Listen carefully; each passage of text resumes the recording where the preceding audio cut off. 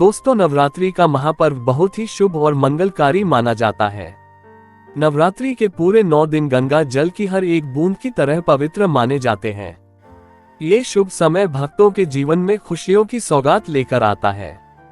दोस्तों, आपको बता दें 2024 में इस साल मां दुर्गा घोड़े पर सवार होकर पृथ्वी लोक में पधारेंगी। शास्त्रों में वर्णित है कि तथा मान्यताओं के अनुसार अगर चैत्र नवरात्रि पर यदि माता दुर्गा का आगमन उनके वाहन सिंह पर नहीं बल्कि इस साल नवरात्रि पर मां दुर्गा का आगमन घोड़े पर होगा। घोड़े को मां दुर्गा का शुभ वाहन नहीं माना जाता है। ये युद्ध और प्राकृतिक आपदाओं का संकेत देता है। सत्ता में परिवर्तन होता है। लेकिन इस दिन अभिजीत मुहूर्त के साथ सर्वार्थ सिद्धि और अमृत सिद्धि योग का अद्भुत संयोग भी है, जिससे इस बार के नवरात्रि बहुत शुभ मानी जा रही है। सुबह 7:35 के बाद पूरे दिन सर्वार्थ सिद्धि और अमृत सिद्धि योग रहेगा। शास्त्रों के अनुसार माना जाता है कि 9 दिनों के इन नवरात्रि के दिन मां दुर्गा के 9 रूपों की विधिवत पूजा करने से व्यक्ति को हर एक कष्टों से निजात मिल जाती है और जीवन में सुख, सौभाग्य और समृद्धि की प्राप्ति होती है। दोस्तों, इस बार नवरात्रि पूरे 9 दिनों तक मनाई जाएगी। ना एक भी दिन कम ना ज्यादा, पूरे 9 दिनों तक मनाई जाएगी। मां शेरोवाली की विशेष रूप से पूजा आराधना की जाएगी।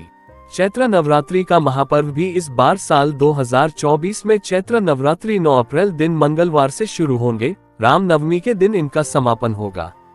दोस्तों, पंचांग के अनुसार साल 2024 में चैत्र शुक्ल पक्ष की प्रतिपदा तिथि 8 अप्रैल की रात्रि 11:50 से शुरू होगी।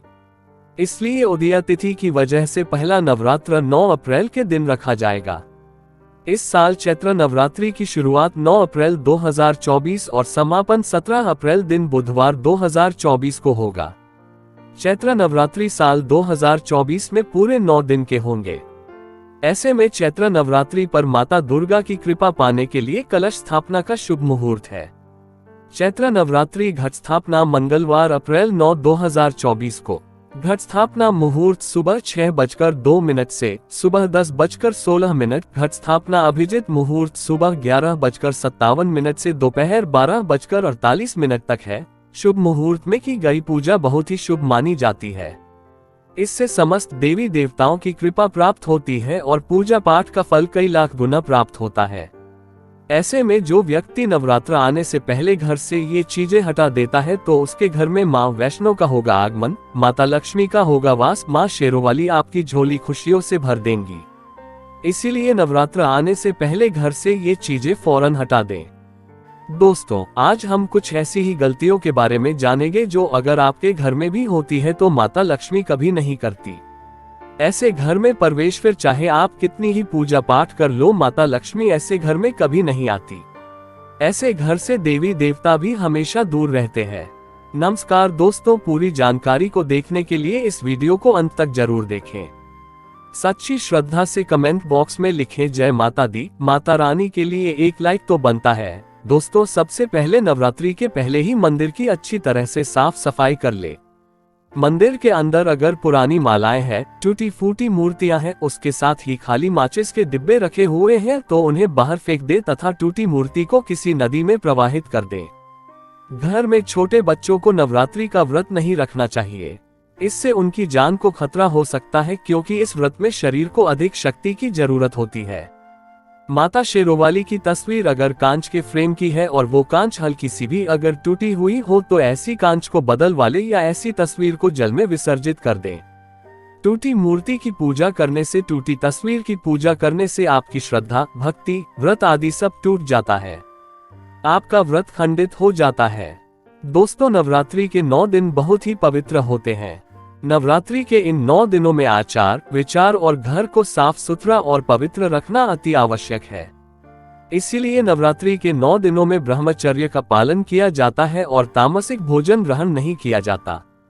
नवरात्रि के 9 दिनों में माता रानी के भक्तों को प्याज, लहसुन, मांस, मदिरा और अंडे से दूर रहना चाहिए।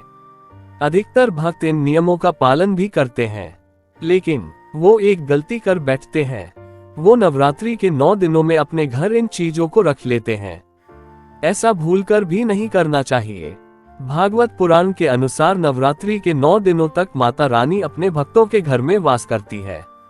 अगर आप भी चाहते हैं कि माता रानी आपके घर में वास करे तो आप अपने घर के वातावरण को पवित्र रखें और नवरात्रि शुरू होने से पहले ही अपने घर से प्याज, लहसुन, मीट, अंडा और मदिरा को बाहर निकाल दें। अपने घर को साफ रखें। इन वस्तुओं को घर से बाहर निकालने के बाद अपने घर में गंगाजल का छिड़काव अवश्य करें।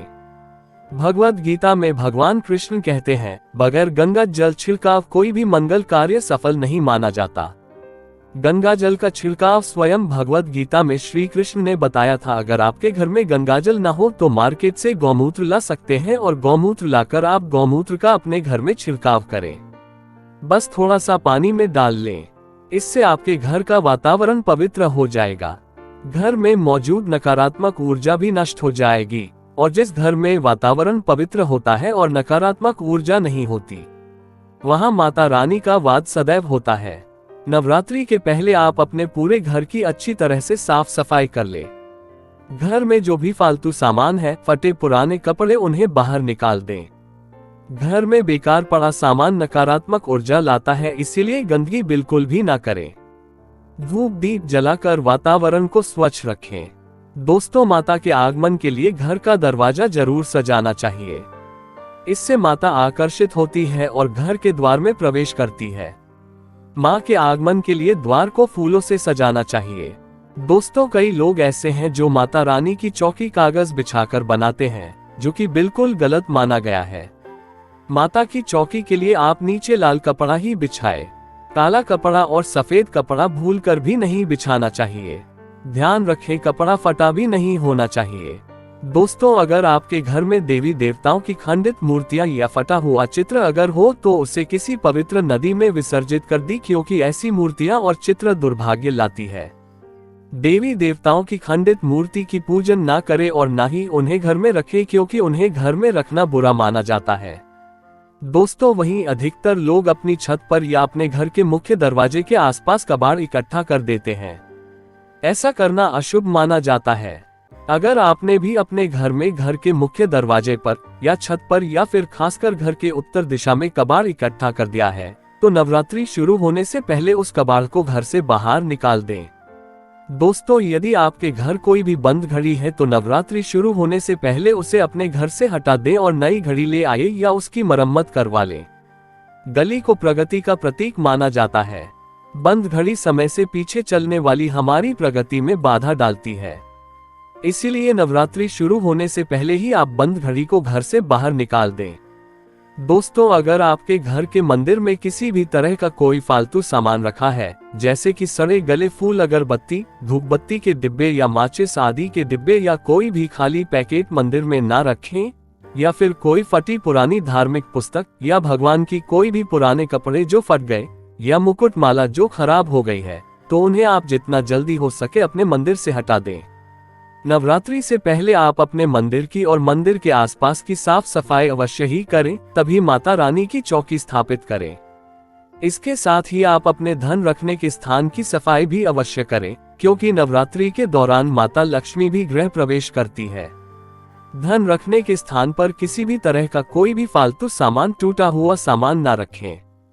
धन रखने के स्थान को मंदिर की तरह ही साफ रखें। नवरात्रि के दौरान माता रानी की पूजा में कौड़ियों को शामिल करें। माता रानी के साथ साथ रोजाना कौड़ी का भी पूजन करें। इसके बाद आप कौड़ी को धन रखने के स्थान पर रख दें। ऐसा करने से बरकत हमेशा होती है। अगर आपके पास पुराने जूते चप्पल इकट्ठे हो गए हैं तो नवरात्रि से पहले उन्हें घर से बाहर निकाल दें। पुराने जूते चप्पल की अशुभता के कारण ही घर में नकारात्मक ऊर्जा आती है और घर में अशांति और कलह का माहौल रहता है। नवरात्रि आने से पहले घर से ज्यादा निकालना ना भूलें। अगर जिस घर में जाला होता है उस घर में माता रानी का भी वास नहीं करती। साथ ही साथ टूटे फूटे बर्तन अगर घर में पड़े हैं या टूटा हुआ आईना भी अगर घर में हो तो उसे भी निकाल दें। घर में टूटे फूटे ईंट पत्थर भी नहीं रखना चाहिए, इससे माता लक्ष्मी नाराज हो जाती है। अब हम जानते हैं नवरात्रों के दौरान क्या नहीं खाना चाहिए और क्या नहीं पीना चाहिए और कौन सा फल खाने से व्रत संपूर्ण और सफल हो जाता है। दोस्तों, हमारे चैनल को सब्सक्राइब जरूर करें और इस बेल आइकन को दबाना ना भूलें। तो आइए शुरू करते हैं दोस्तों। नवरात्रि के दिन सेब जरूर खाना चाहिए। शास्त्रों में बताया जाता है कि भगवान के भोग में सेब आदि जरूर अर्पित किया जाता है। अगर आपका व्रत है तो आपको सेब जरूर खाना चाहिए। केला, पपीता, तरबूज और मीठे अंगूर जरूर खाना चाहिए। इन फलों से व्रतधारी को शक्ति मिलती है और व्रत संपूर्ण हो जाता है। शास्त्रों में बताया जाता है कि नवरात्रों के दिनों में सीताफल जरूर खाना चाहिए। सीताफल खाने से 10 ऐसी बीमारियां हैं जो खत्म हो जाती है। माना जाता है कि नवरात्रों के दिनों में सीताफल का घर में प्रवेश होना बड़ा ही शुभ माना गया है। सीताफल खाने से नवरात्रि का व्रत सफल हो जाता है, क्योंकि इसमें माता सीता का आशीर्वाद मिला हुआ होता है। नवरात्रि के दौरान इसे जो भी खाता है उसे दुखों का सामना नहीं करना पड़ता। सीताफल आपको जरूर खाना चाहिए। दोस्तों, नवरात्रों में व्रतधारी को डब्बाबंद लस्सी, डिब्बाबंद जूस नहीं पीना चाहिए। उसमें कई केमिकल मिले होते हैं जिसके कारण आपका व्रत टूट सकता है। जब भी आप फलों का जूस पिए तो याद रखें उसमें नमक न डालें, नहीं तो व्रत टूट जाएगा। साथ ही साथ जूस में बर्फ भी नहीं डालना चाहिए। फलों का सादा जूस पीने से व्रत सफल होता है। दोस्तों, नवरात्रि के दौरान सिंघाड़े का आटा या कुट्टू का आटा खाने से पहले ये देख ले कि आटा पुराना नहीं होना चाहिए, क्योंकि पुराने आटे में कीड़े वगैरह पड़ जाते हैं जिसके कारण आपका व्रत टूट सकता है, क्योंकि ये छोटे छोटे कीड़े हमें दिखाई नहीं देते और आपके मुंह तक पहुंच जाते हैं। ऐसा आटा खाना मतलब कीड़े मकोड़ों का मांस खाने के बराबर माना गया है। दोस्तों, नवरात्रि के दौरान आप शाम के समय खाने में दही ले सकते हैं, आलू वगैरह खा सकते हैं, साबूदाने की टिकिया बनाकर खा सकते हैं, साबूदाने की और आलू के पापा भी खा सकते हैं। कई सब्जियां तो ऐसी हैं जो नवरात्रि के दौरान भोजन में शामिल कर सकते हैं। इससे आपको एनर्जी मिलेगी। नवरात्रि के दौरान आप दूध पी सकते हैं जो आपको ताकत देगा। चाय वगैरह भी पी सकते हैं, लेकिन याद रहे उसमें नमक न डालें। एक बात का ध्यान रहे, व्रतधारी को पेट भर खाना यानी गले तक भोजन नहीं करना चाहिए, नहीं तो व्रत रखने का कोई भी फायदा नहीं होगा। थोड़ा थोड़ा खा सकते हैं। दोस्तों, नवरात्रि के 9 दिन आदि शक्ति माँ दुर्गा को समर्पित होते हैं। नवरात्रि के 9 दिन माता रानी के 9 अलग अलग स्वरूपों का पूजन किया जाता है। नवरात्रि के 9 दिनों में माता रानी को अलग अलग स्वरूप के हिसाब से अलग अलग भोग अर्पित किए जाते हैं। लेकिन क्या आप जानते हैं कुछ ऐसी वस्तु है जिन्हें नवरात्रि के दौरान भूलकर भी माता रानी को अर्पित नहीं करना चाहिए। अगर इन वस्तुओं को आप गलती से भी माता रानी को अर्पित कर देते हैं तो आपको व्रत और पूजन का पूर्ण लाभ नहीं होगा। इसीलिए माता रानी की कृपा प्राप्त करने के लिए आपको ये जानना अति आवश्यक है कि वो कौन सी ऐसी वस्तु है जो माता रानी के पूजन में भूलकर भी इस्तेमाल नहीं करना चाहिए। तो आइए माँ का जयकारा लगाते हुए वीडियो को शुरू करते हैं। दोस्तों, नंबर 1, नवरात्रि के दौरान शादीशुदा महिलाओं को सफेद कपड़े पहनकर पूजा पाठ नहीं करना चाहिए। साथ ही साथ काले कपड़े भी नहीं पहनना चाहिए। इससे पूजा, व्रत आदि खंडित हो जाती है। माता की चौकी जब आप लगाए तो उसके नीचे कागज नहीं लगाना चाहिए। माता की चौकी हमेशा लाल कपड़ा बिछाकर ही बनाना चाहिए। हमेशा याद रहे, नवरात्रों के इन 9 दिनों तक व्रतधारी को अपना आसन माँ की चौकी के आगे ही लगाना चाहिए और वहीं पर आपको सोना चाहिए। मंदिर को नवरात्रों के दौरान अकेला नहीं छोड़ा जाता, बहुत ही अशुभ माना जाता है। इससे दुर्गा माता नाराज हो जाती है और हमेशा के लिए चली जाती है। दोस्तों, नंबर 2, नारियल। हिंदू धर्म में नारियल को समृद्धि, धन, श्रद्धा और सम्मान का सूचक माना जाता है। नारियल को श्रीफल भी कहा जाता है। नारियल को सुख समृद्धि में वृद्धि करने वाला माना जाता है। नारियल तो हर मांगलिक कार्य में विशेष महत्व होता है। जैसे कि आप सभी जानते हैं कि माता रानी के कई मंदिरों में नारियल से बलि भी दी जाती है और माता रानी के पूजन में नारियल का इस्तेमाल हम सभी करते हैं। खासकर कलश की स्थापना नारियल रखकर ही की जाती है। माता रानी के पूजन में हम नारियल इस्तेमाल करते समय कुछ गलतियां कर बैठती है। दोस्तों, नारियल कई प्रकार के होते हैं। एक हरा, दूसरा सूखा जिसके अंदर पानी होता है। जिन्स नारियल के अंदर पानी होता है। माता रानी के पूजन में सदैव पानी, बाला और जटा वाला नारियल ही इस्तेमाल करें। नारियल का पूर्ण होना चाहिए। नारियल चटका हुआ, क्या टूटा हुआ नहीं होना चाहिए, क्योंकि साबुत नारियल ही पूर्ण और पवित्रता का प्रतीक होता है। साबुत नारियल ही सुख समृद्धि का प्रतीक होता है। साबुत नारियल को ही श्रीफल यानी कि मां लक्ष्मी का फल कहा जाता है। नवरात्रि में माता रानी के कलश की स्थापना करते समय जटा वाला यानी पानी वाला नारियल ही कलश पर स्थापित करना चाहिए। साथ ही यह ध्यान रखना चाहिए कि नारियल को सदैव कलश के ऊपर लेटाकर रखना चाहिए। घट स्थापना करते समय कभी भी नारियल को खड़ा करके नहीं रखा जाता। नारियल को सदैव लेटाकर कलश के ऊपर रखा जाता है। साथ ही नारियल को स्थापित करने से पहले आप नारियल को लाल कपड़े में लपेटकर उस पर और फिर लाल चुनरी उड़ाकर आप नारियल को कलश के ऊपर स्थापित करें। शास्त्रों के अनुसार कलश के ऊपर जब सही तरीके से नारियल रखा जाता है और सही प्रकार का नारियल रखा जाता है, तभी ही व्रत और पूजन का पूर्ण फल प्राप्त होता है। ये भी ध्यान रहे कि महिलाएं माता रानी को नारियल अर्पित तो कर सकती है, लेकिन कभी भी माता रानी के सामने नारियल को भूलकर भी न तोड़ें, क्योंकि नारियल बीज रूप होता है और स्त्रियां बीज रूप से ही शिशु को जन्म देती है। इसीलिए कभी भी महिलाओं को नारियल नहीं तोड़ना चाहिए। दोस्तों, नंबर 3, लौंग। लौंग हम सभी माता रानी के पूजन में इस्तेमाल करते हैं, लेकिन लौंग का इस्तेमाल करते समय एक बहुत बड़ी गलती कर बैठते हैं। हमेशा ध्यान रखना चाहिए कि माता रानी को सदैव फूल वाली लौंग ही अर्पित करना चाहिए। जिस लौंग के ऊपर फूल नहीं होता या फिर जिस लौंग के पीछे लकड़ी की डंडी नहीं होती, उसको आप माता रानी के पूजन में भूलकर भी इस्तेमाल ना करें। फूल वाले लौंग को ही पूर्ण माना जाता है और माता रानी के पूजन में कोई भी अपूर्ण वस्तु, कोई भी खराब वस्तु या टूटे हुए अक्षत इस्तेमाल नहीं करना चाहिए। इसीलिए सदैव माता रानी के पूजन में फूल वाली लौंग का ही इस्तेमाल करें। दोस्तों, नंबर 4, तुलसी के पत्ते अर्पित नहीं करने चाहिए। माँ दुर्गा के पूजन में तुलसी पत्र का इस्तेमाल करना वर्जित माना जाता है। तुलसी पत्र के अलावा मामला भी माता रानी को अर्पित नहीं करना चाहिए और दुर्गा भी माता रानी को अर्पित नहीं करना चाहिए। दुर्वा भगवान श्री गणेश को अति प्रिय है। नवरात्रि में आप भगवान गणेश को दूर्वा अर्पित कर सकते हैं। भगवान विष्णु जी को तुलसी के पत्ते अवश्य अर्पित कर सकते हैं, लेकिन माता रानी को भूलकर भी तुलसी के पत्ते या दूर्वा अर्पित ना करें। माता रानी को सफेद फूल भी अर्पित ना करें। माता रानी को सदैव लाल रंग के फूल अर्पित करने चाहिए। लाल रंग के फूल माता रानी को अति प्रिय है। खासकर माता को गुड़हल और कमल के फूल अति प्रिय है। शास्त्रों में बताया जाता है कि घर में माता रानी की 2 या 3 मूर्तियां या फोटो नहीं होने चाहिए। इस बात का भी आप विशेष ध्यान रखें कि माता रानी के पूजन में कोई भी खंडित चीज इस्तेमाल ना करें। खंडित चीज जैसे कि चटका हुआ या टूटा हुआ दीपक या फिर अटका हुआ कोई बर्तन। साथ ही ये भी ध्यान रहे कि लोहे के और प्लास्टिक के बर्तन आप माता रानी के पूजन में इस्तेमाल न करें, क्योंकि प्लास्टिक के चाइनीज बर्तन हड्डियों के पाउडर से मिलकर बनते हैं। ऐसा ना करें। ऐसे बर्तनों को माता रानी के पूजन से सदैव दूर रखें। माता रानी को जो पुष्प अर्पित कर रही है उन्हें सूंघे नहीं।